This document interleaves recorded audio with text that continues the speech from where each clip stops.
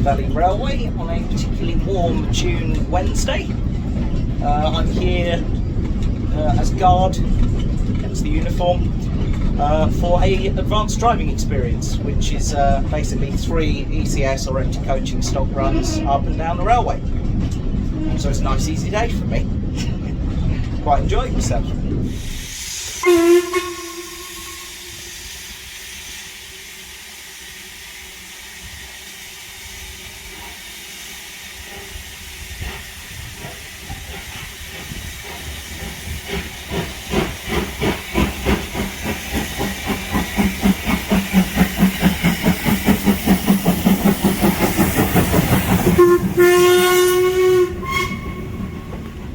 I thought this would be a good opportunity, given that there's no one aboard, to show you a little bit around the guards compartment here and talk you through what the guard's job actually is, because you've all seen me speak about it on the channel before, and probably on Twitter even more so. So yeah, consider this a learning experience. So what is the role of the guard? Well, in a nutshell, it's basically to protect the safety of the train and its passengers, or if it's carrying freight, its cargo.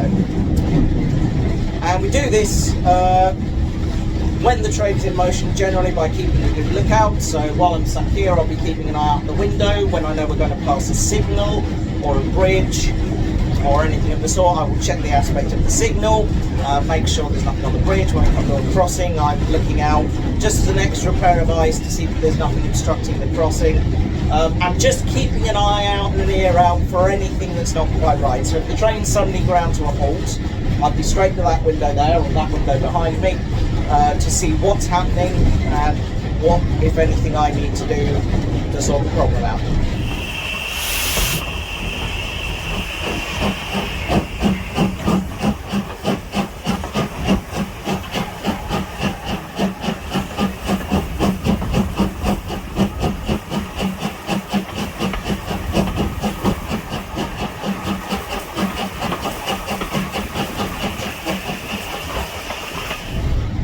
While the train is in the station and getting ready to depart, my job is to see that all of the doors are securely closed, there's no one standing too close to the train or trying to board the train when it starts moving.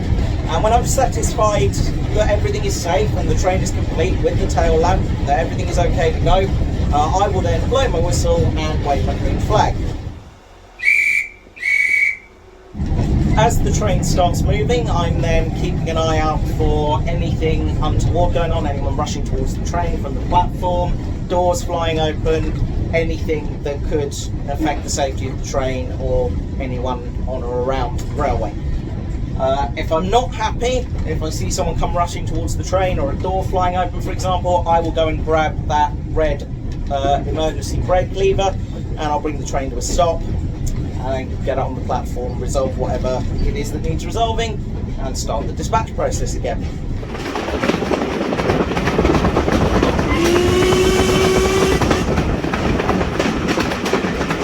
So this is the train as you would normally see it from the comfort of one of the passenger compartments. Lovely place to sit and watch the countryside go by. And this is where you will find the guard, in the guards compartment. So over here we've got the handbrake. That's how we stop the train rolling away when it's stationary. That's my green flag, very important. That's how I dispatch the train. And then over here is where I keep all my paperwork and spare batteries. That's the guard's journal, so that shows what the train's been doing over the course of the day. Over here we've got the radio. That's how I stay in touch with the signal box at Wansford. Up here you've got the vacuum brake pressure gauge. So it's currently sitting about 20, 21, which means the brakes are off. And down here we've got the emergency brake, which if I lift that, will drop the brake pressure and bring the train to a stop. Over here, that's where the lights are. So that operates off of one of these. If I just get it out of my pouch here, that is a T key or a carriage key. That just goes in there. We turn that on, and if we look out here, you'll see the lights have come on. I've no idea if you can hear a word I'm saying because it's quite loud, and then you turn it that way to turn them off. And then the guard has his own one for obvious reasons. A couple of other bits I carry with me.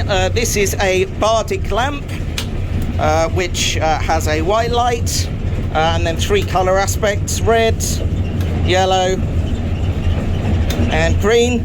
That is how you dispatch trains at night, and you also use that for shunting at night. And then you've got the red flag here, which is very simple: red, stop.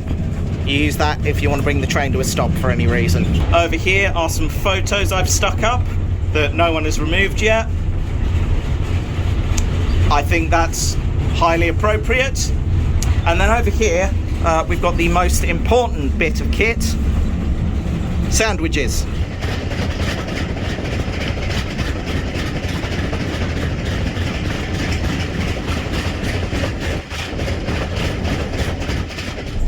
My day on the railway typically starts around an hour and a half before the first train departs. I book on in the signing on hut, and then I'll go and check the train. So first thing I'll do is come here, ensure the handbrake is on. I've got all the equipment I need: first aid kit, the emergency ladder, the radio's working. Then I'll go under the train, I'll check all the brake blocks and the rigging underneath for any faults, and fill up the toilets with water. Then I'll come on board and check all of the interior, check the fire extinguishers are all in date, that all of the lights are working, that all of the doors unlock successfully and can be opened and closed safely. If there's any fault with the door, I will lock it out, and any faults I find I will log in the fault book, which is kept in the compartment here. And only when I'm happy with all that do I then sign off the paperwork and declare that the train is safe and fit to run.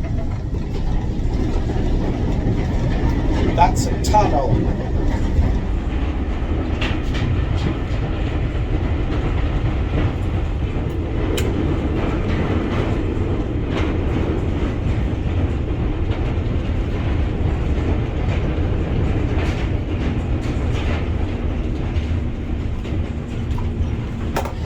Well, I hope you found this video interesting, informative, educational, any combination of the above. I know it's possibly not been a terribly coherent video because I'm filming these little snippets in between carrying out my duties, which obviously come first because they're very important. But hopefully a future editor has managed to edit this into something vaguely watchable. Good luck, future editor Matt! If you have any questions or any comments on the video, leave me a comment at the bottom there. Like, subscribe if you're not already, because there'll be more coming in the future. And thank you very much for joining me on this slightly different edition of the Dimension Diaries. Take care, and I'll see you again soon. Bye!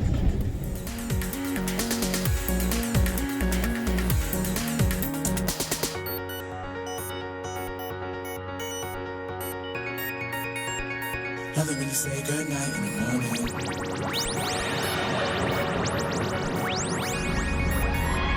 Love it when you say goodnight in the morning.